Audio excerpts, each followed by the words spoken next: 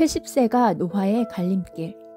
젊음을 지속하는 사람과 단번에 늙어버리는 사람의 차이가 있습니다. 최후의 활동기를 어떻게 보내느냐에 따라 노화를 늦출 수 있습니다. 간병을 멀리하고 자립하는 만년을 가져다주는 70대 건강법이 무엇인지 지금부터 시작해 보도록 하겠습니다.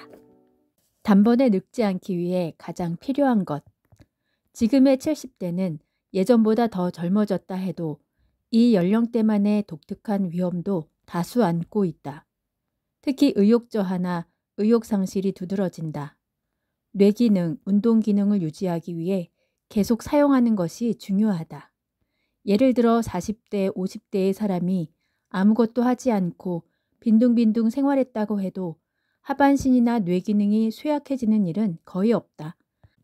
하지만 빈둥빈둥 생활하는 70대의 경우엔 바로 운동기능, 뇌기능이 쇠약해지고 만다. 70대는 의욕적으로 몸을 움직이거나 머리를 사용하지 않으면 금방 간병이 필요한 고령자가 되어버릴 위험이 있다. 이는 많은 고령자 스스로도 알고 있는 사실이다. 하지만 실제로 계속 사용한다는 말을 실천하는 사람은 그리 많지 않다. 왜냐하면 70대가 되면 머리로는 이해하고 있어도 의욕이 떨어져 활동량이 저하되기 때문이다. 무슨 일에도 의욕이 없고 흥미를 가질 수 없게 되면서 사람 만나는 것조차 귀찮아지고 외출을 싫어하는 경향도 생기게 된다. 의욕 저하는 전두엽의 노화 때문. 이러한 의욕 저하는 뇌 전두엽의 노화와 남성 호르몬의 감소가 주된 원인이다. 전두엽의 위축은 사실 40대부터 이미 시작되며 70대가 되면 더욱 두드러진다. 게다가 남성의 경우는 남성 호르몬의 감소도 진행되기 때문에 행동 의욕이 떨어진다. 사실은 의욕 저하야말로 노화 과정에서 가장 무서운 것이다. 질병이나 부상을 계기로 늙어가는 경우도 있다. 하지만 나이가 들수록 의욕이 감퇴되고 단번에 늙어가게 되는 주요 원인이다. 아무리 몸을 움직이고 뇌 기능을 사용하려고 해도 의욕이 생기지 않기 때문에 여러 가지 활동하는 것이 귀찮고 활발하지 않게 된다. 결국 가지고 있는 기능을 유지할 수 없게 되는 것이다. 이러한 의욕 저하가 현저해지는 연령대가 확실히 70대다. 즉 70대에서 80대로 향할 때 건강하게 보낼 수 있을지 어떨지는 70대 때 얼마나 의욕 저하를 막았느냐에 달려있다. 의욕 저하를 방지하기 위해서는 일상생활 속에서 전두엽의 기능과 남성 호르몬을 활성화시키는 것이 매우 중요하다. 전두엽은 대뇌의 전방 부분을 말하며 의욕이나 사고, 창조 등에 관련되는 부분이다. 또한 남성 호르몬도 성기능뿐만 아니라 다른 사람에 대한 관심과 의욕 등에 관여하고 있다. 이 두 요소가 젊었을 때처럼 유지되어야만 일상의 활동 수준을 유지할 수 있으며 노화를 늦추고 젊음을 유지할 수 있다. 어떠한 생활을 하면 전두엽과 남성 호르몬을 활성화할 수 있는지는 다음 제2장에서 구체적으로 설명할 것이다. 70대에 익힌 습관이 이후 삶을 구한다. 지금까지 설명한 것처럼 70대에 가장 중요한 것은 신체 기능도 뇌 기능도 그대로 유지하는 것이다. 현재 갖고 있는 신체의 모든 기능을 계속 사용하는 것이다. 70대에 의도적으로 계속 사용하면 80대, 90대에 이르러서도 간병인을 부르는 시기를 늦출 수 있다. 우선 활동량이 떨어지지 않도록 의욕 저하를 피해야 하며 전두엽과 남성 호르몬의 활성화를 촉진해야 한다. 그리고 70대 활동 의욕을 유지함과 동시에 계속 사용하는 습관 만들기가 중요하다. 70대의 습관 만들기가 중요한 이유는 많은 사람들이 70대 전후로 일을 그만두기 때문이다. 현역으로 일하고 있을 때는 루틴이 있기 때문에 필연적으로 활동할 수밖에 없다. 하지만 은퇴하면 바로 몸을 움직이거나 머리를 쓰는 일 따위가 없어진다. 즉 이 시기부터 의도적으로 몸을 움직이고 뇌를 사용하려고 습관화하지 않는다면 운동 기능도 뇌 기능도 계속 유지할 수 없게 된다. 70대 습관 만들기가 핵심. 또 70대 습관 만들기가 중요한 이유가 있다. 70대에 시작한 습관은 80대 이후에도 평생에 걸쳐 지속되기 때문이다. 예를 들어 70대에 평소부터 걸으려고 노력해서 산책 습관이 몸에 밴 사람은 80세가 되어도 계속하려고 한다. 70대에 수영을 하고 등산할 것을 마음먹고 습관화한 사람은 80세가 되어도 체력이 남아있는 한 계속할 것이다. 만일 신체 기능상 등산을 할 수 없게 되면 그것을 대신할 무언가를 해서 몸을 움직이려는 마음가짐만은 평생 계속될 것이다. 운동뿐만 아니라 연극이나 회화, 바둑, 장기, 낭독 등의 취미 활동도 70대에 습관화된 사람은 80대가 되어도 거의 그만두기 어려울 것이다. 70대 운동이 최고의 보약. 즉 70대 때 만든 운동 기능이나 뇌 기능을 유지하는 데 도움되는 습관은 일생 동안 계속하는 경우가 많다. 그래서 70대에 의도적으로 좋은 습관을 들이는 것이 정말 중요하다. 만약 70대 때 아무것도 하지 않는다면 80대에 들어 새로운 습관을 만드는 것은 꽤 어려울 것이다. 신체 기능은 70대 때보다 더 떨어져 있고 새로운 것을 시작하려는 의욕도 감퇴하기 때문이다. 그렇기에 현역 시대에 가까운 신체 기능이나 의욕이 있는 70대 때 좋은 습관을 유지하는 것이 중요하다. 회사에 재직할 때 자주 골프를 하고 있었지만 정년 퇴직하고 나면 스스로 부담해야 하기에 그만두려는 사람도 있다. 하지만 골프와 같이 몸을 움직이는 좋은 습관은 70대가 되어도 가능한 한 계속하는 것이 좋다. 지금이라면 골프장 가격 파괴가 일어나고 있기 때문에 평일이면 꽤 싸게 플레이할 수 있다. 70대 사람들의 몸은 아무것도 하지 않고 그냥 내버려 둔다면 금방 늙어간다. 그렇기에 기능 유지를 위해서라도 의도적으로 행동하는 것이 매우 중요하다. 이때 의식적으로 좋은 습관을 들이는 것은 80대의 건강을 유지하는 첩경이다. 일하는 것이 노화를 늦추는 최고의 보약. 늙어서도 계속 일하는 것이 노화를 늦춰 언제까지나 젊음을 유지하도록 한다는 것을 앞에서 설명했다. 이는 데이터로도 입증되고 있다. 나가노현은 일찍이 도도부현 중에서도 평균 수명 데이터가 하위에 위치하고 있었다. 하지만 1975년 무렵 이 지역 출신 남성의 평균 수명이 전국 4위가 되었다. 그 후 상승하기 시작해 1990년에는 전국 1위를 몇 번이나 기록했다. 여성도 2010년의 조사에서 1위가 되었다. 남녀 모두 평균 수명이 일본 내 도도부현 가운데 1위가 되었다.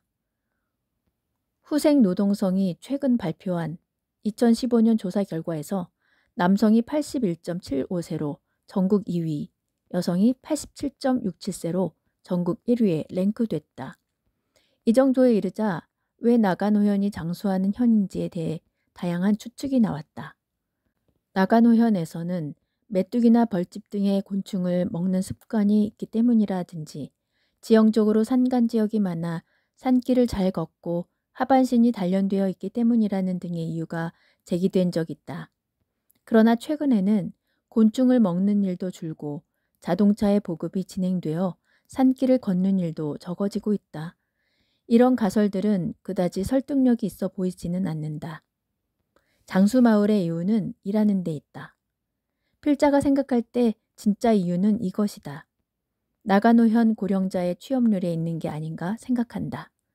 나가노현은 지금까지 고령자 취업률에서 도도부현 중 1위를 몇 번이나 기록했다. 총무성 통계국이 발표한 최신 데이터인 2017년 10월 1일 기준 고령자가 직업을 갖고 있는 비율을 살펴보자. 나가노현의 남성이 41.6%로 전국 1위에 랭크됐다. 여성도 21.6%로 1위에 자리했다. 남성에게 있어서 이 같은 높은 취업률은 높은 평균 수명에 반영되고 있다고 생각한다. 집에 틀어박혀 있지 않고 일하는 것이 운동기능, 뇌기능의 노화를 지연시켜 고령자의 수명을 연장하고 있다고 생각한다. 이는 오키나와의 평균 수명 및 취업률의 관계에서도 알 수 있다. 오키나와는 장수하는 현이라는 이미지가 있다. 실제로는 그렇지 않다. 여성은 장수하지만 남성 평균 수명은 전체 도도부현 중 30위 아래에 있다. 전국 평균을 밑돌고 있는 것이다. 앞서 언급한 후생 노동성의 2015년 조사에서도 전국 36위다. 하위에 위치하고 있다. 반면 여성은 전국 7위로서 비교적 높은 위치에 있다. 왜 오키나와의 남성과 여성은 거의 같은 유전자를 갖고 동일한 기후 풍토에서 생활하고 있음에도 이 정도로 평균 수명이 다른가?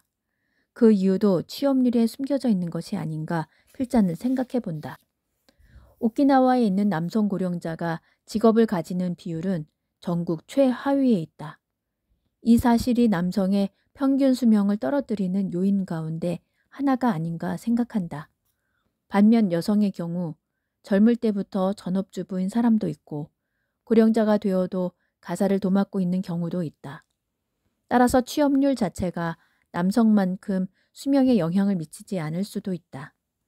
그러나 남성에게는 일에 종사하고 있는지 아닌지가 평균 수명에 상당 부분 영향을 주고 있다고 볼 수 있다. 나가노현에서는 고령자 1인당 의료비가 전국 최저 수준이라는 조사 결과도 있다. 즉 나이를 먹어도 건강한 사람이 많다는 것이다. 계속 일에 종사한다는 것이 나이가 들어도 활동량을 떨어뜨리지 않는 가장 쉬운 방법이다. 그것이 신체나 뇌 노화를 늦추는 것에 좋은 영향을 미쳐 건강한 70대, 80대로 지내는 것을 가능하게 해준다는 점이다. 다만 나이를 먹고 난 후 일하는 방식은 젊었을 때와는 달리 바꿀 필요가 있다. 돈이나 효율만을 추구하는 근로 방식에서 자신의 경험이나 지식을 살려 누군가를 도와 사회에 도움된다는 사실에 가치를 둔다면 좋을 것이라 생각한다. 실패학을 제창하고 있는 도쿄대학 명예교수 하타무라 료타로 씨는 이렇게 제안한다. 기업들이 정년퇴직한 사람이 취업할 수 있도록 도와주는 진정한 의미의 상담력을 만들자고 제안했다. 현재 상담력이란 이사 등 임원 출신의 자리이며 잘난 척하고 있을 뿐 진짜 상담 상대가 되지 않고 있다는 것이다. 지금과 같이 이름뿐인 그런 것이 아니라 진짜 상담을 도와주는 상담력을 만들자는 제안이다. 70대가 되면 주의해야 할 의사의 말. 의사의 지시대로 잘 따른다면 건강 장수할 수 있다는 생각은 이제 버리는 편이 좋다. 70대가 되면 의사의 발언에 대해 조심해야 할 포인트가 하나 있다. 의사는 장수 전문가가 아니다. 자신의 전공인 한 장기의 스페셜리스트에 지나지 않는다는 점이다. 원래 의사나 임상교수들이 말하는 몸에 좋다는 말은 자신의 전문 장기에 좋다는 것을 의미한다. 순환기내과 의사가 콜레스테롤 수치를 낮추라고 말하는 것은 심근경색으로 죽는 사람이 줄기 때문이다. 그러나 실제로 콜레스테롤에 저하는 면역 기능을 저하시킨다. 이는 역으로 암으로 사망하는 사람이 증가한다는 의미와 같다. 전체적으로 보면 콜레스테롤이 높은 사람이 비교적 장수한다는 조사 결과가 다수 나와 있으며 그 반대는 거의 없다. 호흡기 내과 의사는 호흡기 건강을 위해, 소화기 내과는 소화기 건강을 위해 환자를 진찰하고 있는 것에 불과하다. 의사가 몸에 좋고 나쁘다고 말하는 것은 자신이 전문으로 하는 장기에 있어서 좋은지 나쁜지를 말하는 것뿐이다. 즉 장수를 위한 전문적인 의사는 없다. 인간의 몸 전체를 보고 어떻게 하는 것이 몸에 좋고 어떻게 하면 몸에 나쁜지 말해주는 의사는 거의 없다는 말이다. 40대, 50대에 심근경색이 되어 돌연사하고 싶지 않다면 이러한 스페셜리스트 의사에게 진찰을 받는 것도 의미가 있을 것이다. 순환기 내과 의사에게 진찰을 받는다면 심각한 심장 질환을 예방할 가능성은 있다. 그러나 70대가 되면 신체의 모든 장기의 활동력이 떨어진다. 어떤 장기의 스페셜리스트의 말만 그대로 받아들이면 진찰받고 있는 장기는 좋아져도 다른 장기에 지장이 생긴다. 결국 몸 전체에 손상을 입는 일이 발생할 가능성이 있다. 꼭 필요하다고 단언할 수 없는 수술이나 치료를 할 필요는 없다. 의사가 시키는 대로 하고 결과적으로 생활의 질을 떨어뜨리는 경우는 자주 생길 것이다. 최악의 경우 어쩌면 수명을 단축시킬 수도 있다. 그렇게 되지 않기 위해서라도 70대가 되면 의사의 말을 액면 그대로 믿어서는 안 된다. 특히 중병을 앓는 경우 대학 교수라는 직함을 가진 의사를 그다지 신용하지 않는 편이 좋을 것이다. 그들은 전형적인 스페셜리스트이며 고령자를 진찰하는 경험이 적은 의사가 많다. 앞으로 의사가 뭐라고 해도 그냥 고개만 끄덕이지 말고 스스로 생각하는 습관을 들이자. 과연 이 지시에 따라야 내가 오래 살 수 있는가? 내가 원하는 대로 만년을 건강하게 살 수 있는가를 스스로 생각하는 것이다. 그러기 위해서는 자신 나름의 정보 수집이나 다른 의사의 진단을 듣는 등의 노력을 아끼지 말아야 한다. 통계 데이터와 장수하는 사람의 지혜를 참고한다. 건강하게 오래 생존하는 데 의사는 그다지 신뢰할 만한 존재는 아니다.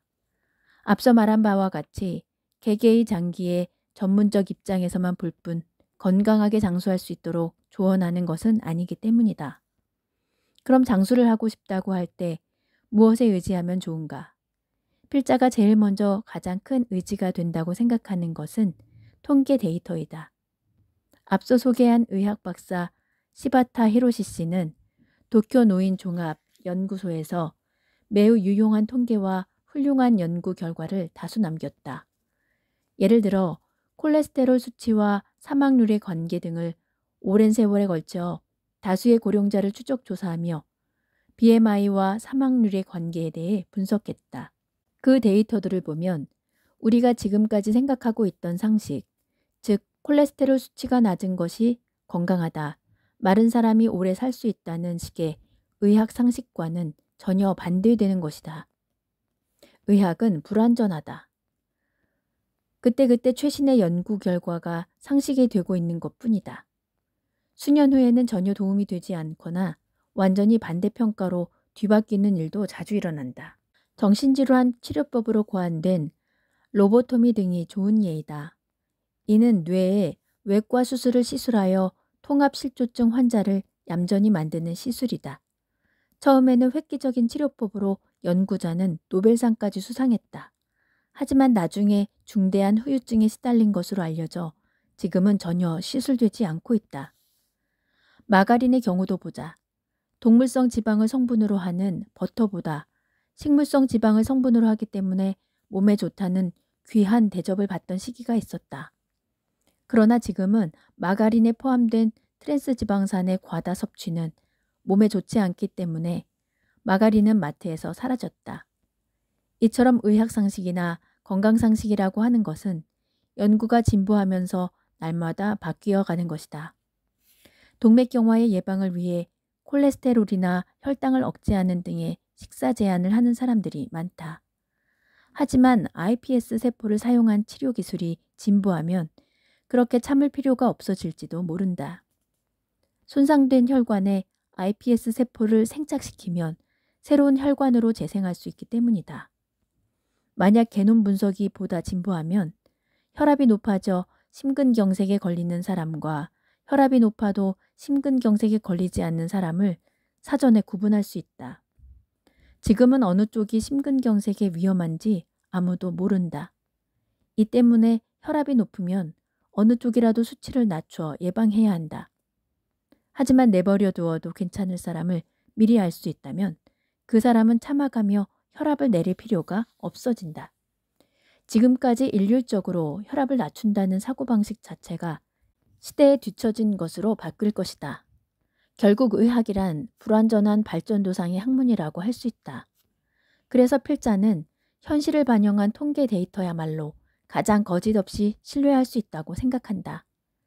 특히 시바타 씨의 데이터는 고령자의 실태를 오랜 세월 추적해 놓은 자료가 많아 필자도 크게 참고하고 있다. 시바타 씨의 연구에 훌륭한 점이 또 하나 있다. 100세까지 산 사람들을 백수자로 추적 조사를 하고 있다는 점이다. 100세까지 사는 장수인은 어떤 생활을 하고 있는지, 어떤 것을 섭취하는지 그 실태를 추적하고 있다. 의사의 평균 수명은 짧다. 뭐니 해도 실제로 장수하는 사람들에 대한 연구이기 때문에 매우 설득력이 있다. 이러한 관점은 독자 여러분에게도 크게 힌트가 될 것이다. 의사는 장수 전문가가 아니다. 100세가 지나도 현역으로 활동했던 히노하라 시게아키 씨 같은 의사에게 진찰을 받으면 건강 장수하는 데 유익한 조언을 받을 수 있다. 그러나 대부분 의사들도 특별히 오래 사는 것도 아니다. 의사의 평균 수명은 일반 사람들보다 짧다. 그런 의사에게 장수를 위한 지혜를 구하는 것보다 당신 주변에서 실제 장수하는 사람들의 지혜를 빌리거나 삶의 방식을 참고하는 것이 훨씬 도움이 된다. 다행히 인생 100세 시대가 왔고 80세가 넘도록 건강하고 발랄한 사람들은 많아졌다. 나도 이런 식으로 나이를 먹고 싶다고 생각할 만한 장수 노인을 금방 찾을 수 있지 않을까. 그러한 사람들의 생활이나 사고방식은 우리 자신의 만년을 행복하게 보내는데 매우 유익하다고 생각한다. 70대 사람이 현명한 의사 선택하기. 70대가 되면 의사가 말하는 것을 맹신하거나 과도한 기대를 품는 것은 그만두는 편이 낫다. 그러나 실상 고령자라면 어떤 이유로든 통원할 수밖에 없는 사람이 많을 것이다. 그때 어떤 의사를 선택하면 70대, 80대 이후에도 건강하게 살아가는 데 도움이 될까? 만년의 일상생활을 고려할 때 의사 선택도 매우 중요 포인트이다. 가장 손쉽게 의사를 구분하는 방법은 약물에 대해 이야기를 해보는 것이다. 예를 들어 혈압약을 처방받아 복용 이후 상태가 좋지 않다면 이 약을 먹으면 몸이 나른해요. 약을 바꾸면 머리가 멍해져요. 등 솔직하게 상담을 해보자. 상태가 썩 좋지 않다고 호소해도 혈압은 정상입니다. 그럴 리가 없습니다. 약 끊고 죽고 싶지 않잖아요. 이건 좋은 약이야 라며 상대해 주지 않고 처방해 준 약을 다시 생각해 주지 않는 의사라면 지금부터 그 병원을 이용하지 말자. 고령이 되면 신체 기능도 개인차가 커지기 때문에 같은 약을 먹어도 아무렇지 않은 사람이 있고 나른함이나 휘청거림, 졸음 등의 증상이 발현되는 사람이 있다. 그런데도 몸에 좋으니 마시라고 교과서처럼 진료하는 의사라면 70대 이상의 고령자를 대상으로 하는 의사로선 불안할 수밖에 없다. 원래 이런 부류의 의사들은 고령자를 진찰하는 경험이 적거나 고령자를 진료하는 기본을 모를 가능성이 있다. 가능한 한 피하는 것이 현명하다. 70대 고령자가 진찰을 받는다면 가능한 한 고령자를 진찰해 본 경험이 있고 환자가 고통 없이 편안하게 생활할 수 있는 것을 제일 먼저 고려하는 의사가 이상적이다. 그런 의사라면 환자가 70대, 80대가 되어도 건강하게 생활해 나가는데 안심하고 맡길 수 있다고 필자는 생각한다. 반대로 환자의 삶의 질보다는 자신의 진단에 집착해서 치료법을 강요하거나 특히 고령자의 신체를 이해하지 못하는 융통성이 없는 꽉 막힌 의사라면 진찰과 처방 이후 삶의 질을 떨어뜨릴 수 있다. 최악의 경우 수명을 단축시킬 위험도 있다고 감히 말할 수 있다. 제대로 된 의사라면 약을 상담받을 때도 환자의 하소연을 잘 듣고 아, 이 약이 맞지 않았군요. 죄송합니다. 이번에 이 약을 시험해 봅시다. 혈압은 좀 높게 조절해 둡시다. 등으로 대응해 줄 것이다. 이런 사람이라면 고령자에게도 단골 의사가 될 것이다. 또 한 가지 의사를 선택할 때 중요한 것은 70대의 인간관계에 공통적으로 적용할 수 있는 사실이지만 실은 의사와는 만나지 않는 것이다. 70대가 되면 몇 주에 1회 또는 1개월에 1회 정도 통원한다면 의사와 얼굴을 마주치는 빈도가 많아진다. 그렇게 자주 만나는 주치의가 있다면 궁합이 아주 중요한 요소이다. 만날 때마다 피곤하거나 싫은 기분이 드는 의사와는 만나지 않는 것이 좋다. 돈을 지불하는 것은 환자이기 때문에 일부러 싫은 사람에게 진찰받을 필요는 없다. 단 항상 통원할 때마다 오랜 시간 기다려야 할 수도 있지만 이는 참아도 좋을 것이다. 좋은 의사일수록 기다리게 마련이다. 환자가 쇄도해도 정성스럽게 진찰하기 때문에 혼잡한 것이다. 책이라도 가지고 가서 느긋하게 기다려야 할 수도 있다. 한편 잘난 척하는 의사, 자신의 치료를 강요하는 의사, 환자의 이야기를 듣지 않는 의사 등도 아직 있다고 들었다. 그런 의사와 만날 필요는 없다. 환자 중에는 으스대는 의사의 말을 무조건 듣는 편이 안심이라고 말하는 사람이 있다. 하지만 대다수의 사람은 싱글벙글 환자가 있는 곳까지 내려와 이야기를 들어주는 의사가 안심되는 게 아닐까? 만나면 마음이 편안해지고 말하기 쉬운 분위기가 있는 의사라면 컨디션 나쁠 때 만나기 때문에 당신 건강에도 좋을 것이다. 마음에 들지 않는 의사와는 무리해서 계속 만날 필요는 없다. 다만 이 의사의 말이라면 믿을 수 있다. 이 선생님에게 진찰받으면 안심이라는 의사에게 이미 진찰받았다면 굳이 의사를 바꿀 필요는 없다. 70대가 암과 공존하는 법. 70대가 되면 암에 고생하는 사람도 늘어난다. 암과 어떻게 같이 살아가야 하는지에 대한 것은 70대 연령 시절의 큰 과제일 것이다. 가장 중요한 것은 암 진단을 받았을 때 수술을 할 것인지 여부이다. 필자는 50대 이하라면 수술해도 좋다고 생각한다. 60대도 회색존이지만 아직 괜찮을 수 있다. 다만 70대 이상의 경우 수술을 하지 않는 편이 더 낫다고 생각한다. 70대 무렵에 암 제거 수술을 하면 확실히 체력은 떨어지고 빨리 늙는다. 만약 소화기계 암이라면 수술이 잘 되어도 영양장애가 수반된다. 따라서 이후 생활의 질은 떨어지고 현역 시절처럼 건강했던 사람이라도 단번에 힘없는 노인이 된다.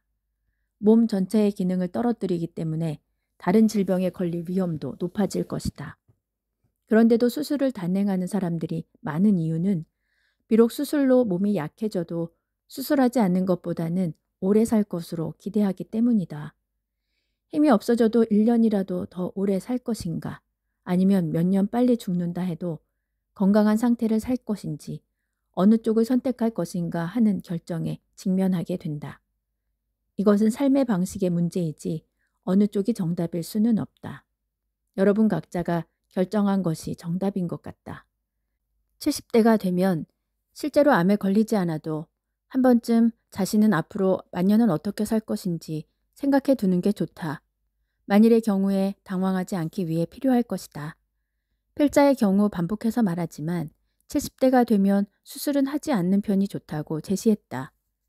70대에 암이 발견된다면 수술을 해도 하지 않아도 큰 차이는 없다. 오히려 하지 않는 편이 건강하게 오래 살 가능성을 더 높인다고 생각한다. 이것은 곤도 마코토 씨의 전언이다. 암은 두 가지 종류밖에 없는데 하나는 전이하는 암, 다른 하나는 전이하지 않는 암이라고 한다. 전이되지 않는 암이라면 내버려 두어도 죽음에 이르는 일은 없기 때문에 수술도 필요 없다는 입장이다. 그는 암이 커져서 장기를 눌러 통증의 원인이 되거나 생활에 큰 장애가 되는 경우에 한정해서 최소한 제거한다고 제시했다. 나이가 들면 몸에 암세포는 있다. 필자도 이 말이 옳다고 생각하며 지지한다. 필자는 고령자 전문 요쿠후카이 병원에 근무할 당시 매년 돌아가신 분 중 100명 정도의 부검 결과를 지켜보았는데 85세가 넘는 사람치고 몸속 어디에도 암 없는 사람이 없다는 사실이다. 나이가 들면 들수록 몸은 암세포라는 쓸모없는 세포를 만들어버린다. 고령이 되면 모두 신체 어딘가에 암을 기르면서도 태연하게 살고 있다는 것이다. 그리고 자신은 암이 존재한다는 것도 모른 채 다른 이유로 사망하고 있는 것이다. 즉 전이되는 암이 아니라면, 특히 고령자라면 내버려 두어도 사망에 이르지 않는다고 필자는 생각한다. 반대로 수술을 해서 신체를 약하게 하는 것이 생활의 질을 떨어뜨리고 수명도 단축시킨다고 생각한다. 다만 암이 발견된 단계에서는 전이되지 않는 암인지 전이되는 암인지는 불확실한 경우가 많다. 전이되는 암이라면 곤란하다. 따라서 일단 수술하고 보자는 생각도 당연히 들 것이다. 그러나 전이되는 암이라도 수술을 하든 하지 않든 간에 암으로 사망할 가능성이 높고 결국 같은 결과가 되지 않을까 생각한다. 암은 일반적으로 1cm 정도의 크기가 될 때까지 검사에서 발견되지 않는다. 물론 암 크기에 대해 자각 증상도 없는 이른바 조기 발견이다. 다만 암이 1cm 정도가 된다는 것은 첫 암세포가 생긴 이후 10년 정도 경과한 것이다. 발견된 암을 절제해도 전이되는 암이라면 그 10년 사이에 다른 곳으로 전이됐을 가능성이 매우 높다. 하나를 제거해도 시간이 지남에 따라 또 다른 암이 커져 퍼졌을 가능성이 높다. 그래서 조기 발견을 하고 수술을 한다고 해도 상당히 어려운 상황일 것이다. 전이되는 암이라면 결국 잘라도 자르지 않아도 사망에 이른다면 희망을 갖고 수술을 하지 않는 쪽을 선택하는 것이 좋다고 본다. 일반적으로 70대, 80대의 암은 중장년 암보다 진행이 느리다. 이 때문에 방치해도 결과적으로 생존할 가능성이 높다. 적어도 수술을 하지 않는 편이 만년의 삶의 질을 유지할 수 있다. 현재 암의 조기 발견, 조기 치료가 유효하다는 것이 상식적으로 통하고 있다. 따라서 건강검진 등을 많은 사람이 성실하게 받고 있다. 물론 중년의 사람들의 검진에서 암을 조기 발견하여 조기 치료하는 것은 의미가 있다고 필자도 생각한다. 암의 초기는 자각 증상이 없다. 그러나 70대가 되면 앞에서 설명한 것처럼 조기 발견, 조기 치료에 거의 의미가 없다. 조기 발견한 경우에도 자각 증상이 있는 사람은 거의 없다. 그대로 암을 발견하지 못한다면 4, 5년 정도는 자각 증상이 없는 상태가 계속되어 건강함을 그대로 유지할 수 있다. 만일 70대에 건강검진에서 암 발견한 직후 수술로 단번에 몸이 약해진다면 다른 병에 걸리거나 병석에 누운 상태로 수명을 단축해버리는 등의 사례를 자주 본다. 확실히 모르는 것이 약이라는 말이 있듯이 고령자에게 암의 존재를 모른 채 오히려 삶을 충실히 하는 게 낫다. 건강검진이란 정말 못 말리는 실수가 될 수도 있다. 70대의 사람도 성실하게 자치단체의 검진을 받고 있는 사람들이 많지만 이러한 사정을 이해하고 받아들일 필요가 있다. 필자도 앞서 언급한 대로 건강검진 같은 것은 무의미하다고 생각한다. 그것보다 3에서 5년에 1회 정도의 뇌검사, 심장검사를 추천하고 싶다. 70대는 우울증에 걸릴 위험이 높다. 행복호르몬이라 불리는 세로토닌은 신경 전달 물질이다.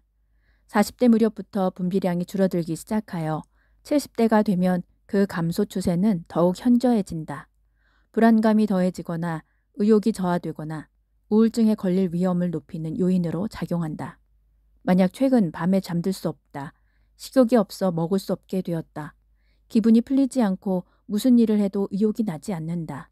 이런 증상이 있다면 망설이지 말고 정신과 의사에게 진찰받아야 한다. 감기 정도로 쉽게 병원에 가는데 마음이 안 좋은 경우엔 자살할 때까지 병원에 가지 않는다는 점이다. 유럽 등은 보험이 충실하기 때문에 예약을 하고 나서 진찰받기까지 일주일 정도 걸리는 경우도 보통이다. 감기 정도로는 병원에 가지 않는 습관도 있을 것이다.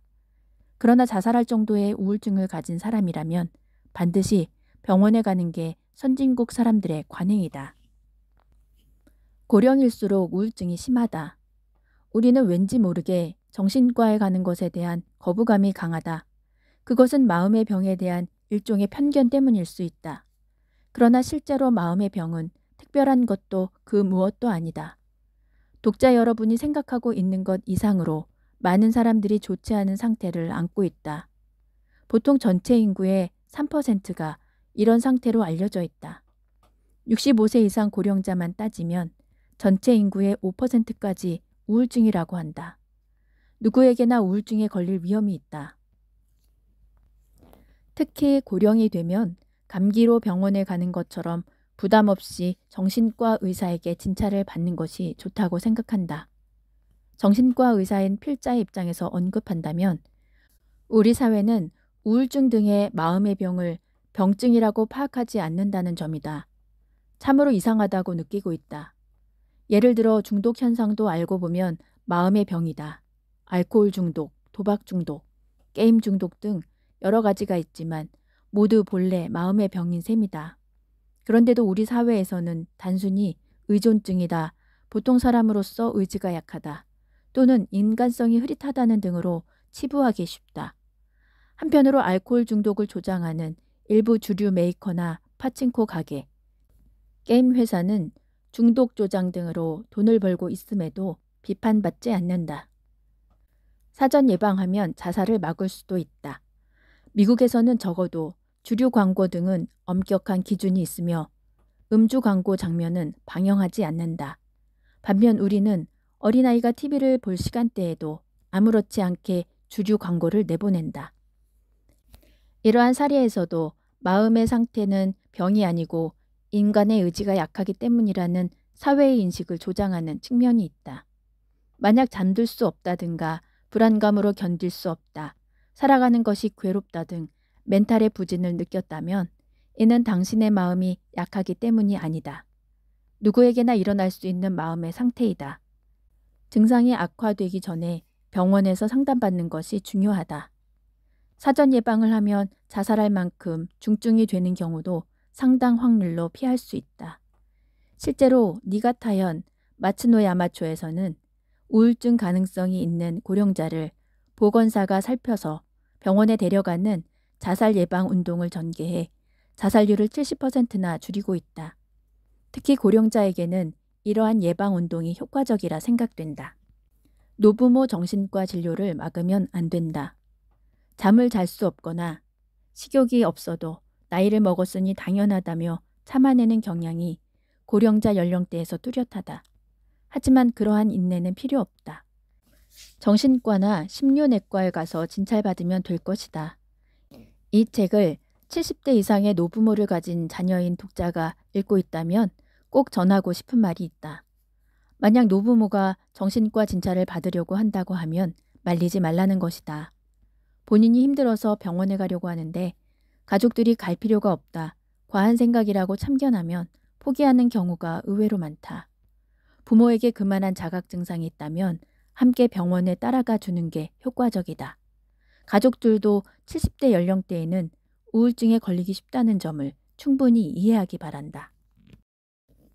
치매는 질병이 아니다.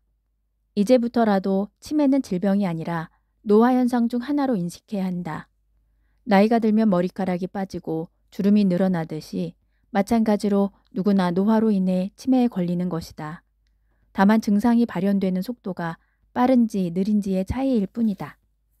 불행히 가족 얼굴도 몰라보고 말도 못 알아듣는 정도로 진행되었다고 해도 의외로 이런 중증 환자들의 표정은 대부분 웃는 얼굴로 밝은 편이다. 치매는 악화하지만 그 사람을 다행적, 행복한 느낌으로 만들어간다. 노인 전문 정신과 의사로서 오랜 세월 고령자를 보살펴본 필자에게는 적어도 우울증으로 죽는 것보다는 치매로 죽는 것이 훨씬 행복할 것 같다.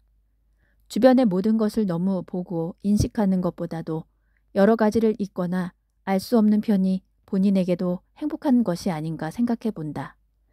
치매는 오래 살면 누구나 걸려들게 되는 노화 현상이다. 필자가 지금까지 진찰한 경험으로는 발병해도 평소 머리를 쓴 사람은 병증의 진행 속도가 느려지는 것 같다. 즉 치매라고 진단받아도 갑자기 타인의 도움을 받을 만큼 생활을 바꿀 필요는 없다. 지금까지와 같은 생활을 이어가면서 신체 기능을 계속 사용하는 것이 치매 진행을 지연시킨다고 필자는 생각한다. 의학은 발전도상에 있는 학문이다. 필자는 이번 장에서 70대가 되면 오래 살 수 있는 확증도 없는 약물을 꾸준히 복용할 필요는 없으며 의사의 권유대로 반드시 암 수술을 할 필요는 없다. 건강진단도 무의미하기 때문에 받지 않아도 된다고 말해왔다. 또 독자 여러분들 중에는 좀 엉뚱한 생각이라고 생각하시는 분도 있을 것이다. 물론 대부분의 의사들은 그런 말을 하지 않는 것이 보통이다. 그러나 지금까지 설명해온 것처럼 혈압이나 혈당치, 콜레스테롤 수치를 억제하는 것이 장수로 이어진다고 알고 있는 우리들을 대상으로 한 대규모 통계나 데이터도 없다. 암 수술에 대해서도 하는 것이 좋은지 하지 않는 게 좋은지 명확한 판단할 재료도 없다. 곤도 마코토 선생은 조기 발견, 조기 치료가 의미 없는 것이라고 주장하면서 암을 잘라내지 않고도 생존하는 사람들 150명의 증언을 모은 암 방치 요법의 추천이란 책을 집필했다. 의학은 오늘도 발전하고 있다. 이 책에 대해 맹렬히 반발하는 의사들도 있다. 이는 곤도 선생의 요법대로 방치하다 사망한 환자들의 사례를 모아 맹렬히 비판하는 어리석은 짓을 하고 있다. 원칙적으로 과학적 입장에서 비판을 하고자 한다면 방치요법군과 자신들이 진행하는 기존 치료군의 5년 후, 10년 후의 생존율을 비교 조사해서 자신들 치료의 우위성을 입증해야 한다. 그런데도 곤도 선생의 말을 듣고 죽은 사람이 있다고 비판할 뿐이니 설득력은 전혀 없는 것이다. 검진에 대해서도 수치의 대부분이 질병과의 뚜렷한 인과관계가 있다고 말할 수 없는 것들이 많다. 이처럼 현재 유포되고 있는 의학 상식도 명확한 데이터가 부족한 것이 상당수이다. 과연 이런 것을 하라는 대로 하면서 믿어도 되는 것인가? 의사에 대해서도 말하자면 경험 부족의 의사들이 적지 않다. 특히 대학병원에서는 자기 전공만의 지식이나 한 장기만 아는 의사 또는 연구실에 틀어박혀 고령자를 진찰해본 경험 없는 의사가 다수이다. 사실 그런 사람들이 의료계에서 큰 영향력을 가지고 있고 현재 의료 체계를 만들고 있다고 말할 수 있다. 그러한 의사를 맹신하는 것은 어리석다고 필자는 생각하고 있다. 하지만 아직도 대학병원 교수라는 직함을 맹신하는 환자가 많은 것도 사실이다. 그런 환자를 부정할 생각도 없다. 자신이 믿고 싶은 의사, 믿고 싶은 의료를 선택하면 된다. 그들의 말을 쫓아 따라하면 장수한다는 근거도 없다. 필자가 제시한 장수를 위한 방법론에서도 확증이 없다는 것은 물론 같다. 어느 쪽도 확증적 근거가 없다면 연구실에서 동물실험을 하고 있는 의학부 교수보다 필자의 견해는 다소 임상역학에 가깝다는 점이다. 지금까지 필자는 요쿠 후카이 병원에 30여 년 근무하면서 대략 6,000명 정도의 고령자를 진찰해 왔다. 그 경험을 바탕으로 이 책을 통해 70대를 위한 건강법을 제시하고 있는 것이다. 특히 의학은 발전 도상의 학문임을 잊어서는 안 된다. 현재 알고 있는 정도의 의학을 신용하는 것도 건강을 위한 하나의 방법이다. 하지만 어차피 확증적 근거가 없는 의학이라면 괴로운 것보다 편안한 것을 우선한다는 것도 하나의 방안이다. 참고 오래 살 수 있다는 확증이 없다면 현재 생활의 쾌적함을 우선시하는 인식을 좀 더 강하게 가져도 좋지 않을까 하는 생각이다. 어느 쪽을 신뢰할지는 물론 독자 여러분의 선택이며 자유이다. 하지만 의학이란 발전도상의 학문이라는 인식을 갖는 것은 향후 여러분이 의료와 연관되는 생활에서 중요한 부분이라고 필자는 생각한다. 활발한 인간관계가 최고의 명약. 70대가 되면 자기만 생각해서 사는 것이 아니라 주위 사람들에게 좀 더 정성을 쏟는 삶으로 조금씩 바꾸어가는 것이 좋을 것이라 생각한다. 물론 그런 성가신 일은 하고 싶지 않다. 나이살도 먹었으니 남을 위해서는 잘 못 살아. 나 혼자서 유유히 살아갈 것이다. 등 이렇게 생각한다면 이를 부정하지는 않겠다. 단지 주위 사람들에게 도움이 되려고 노력하는 사람은 주변 사람들의 아낌을 받는다. 인간관계가 끊어지지 않는 법이다. 여러 가지로 대화하기 때문에 젊게 지낼 수 있고 막상 곤란한 일이나 고민이 있을 때 바로 상담 상대가 되어줄 수 있다. 신뢰할 수 있는 교우 관계는 만년을 생생하게 보냈는데 도움이 된다고 필자는 생각한다. 필자 자신도 젊은 시절은 대단히 잘난 척하고 자신만 생각하는 싫은 놈이었다고 생각한다. 그러나 고령자 의료 현장에 종사하면서 점차 사고방식이 바뀌었다. 진찰한 노인들의 만년을 보고 깨닫게 되었지만 직함이 무엇이냐, 부자냐 아니냐 하는 것이 사람의 인생을 결정짓는 것은 아니라는 점이다. 마지막에는 그 사람이 주위에 대해 무엇을 해왔는지가 크다고 생각한다. 필자도 허약해진 사람, 곤란한 지경에 있는 사람에게 의지가 될 수 있도록 하고 싶고 스스로도 나이를 먹으면서 그렇게 되었다고 실감하고 있다. 필자의 책을 읽어보면 알겠지만 어느 책에서든 강한 자, 권력 가진 자에게는 꽤 쓴소리를 하고 있다. 한편 고령자나 빈곤층 등 사회적으로 약한 입장에 있는 사람의 편에 서서 발언을 계속하고 있다. 필자도 다른 사람에게 잘하는 사람이 되었다고 느낄 때가 있다. 그러한 경우 나 자신도 행복하다고 절실히 느낀다. 이런 생활 방식을 강요하는 것은 아니다. 하지만 여러분도 나이 들면서 타인을 위해 상냥하게 대해준다는 관점을 조금이라도 갖게 된다면 큰 만족감을 얻을 것으로 생각한다. 어려운 친구를 위해 발벗고 나서거나 약간의 자원봉사를 해도 좋을 것이다. 일하는 방법 자체를 지금까지 돈을 위한 것이었다면 누군가에게 도움되는 것을 목적에 둔다면 더욱 좋을 것이다. 그러한 타인을 위한 상냥함은 당신의 노후 인간관계를 풍부하게 만들 수 있다. 나이를 먹고 부드러워진다는 것은 노후에 행복해지는 가장 빠른 길이 아닐까 생각한다. 활기차고 행복한 생활을 이어나가시길 바랍니다.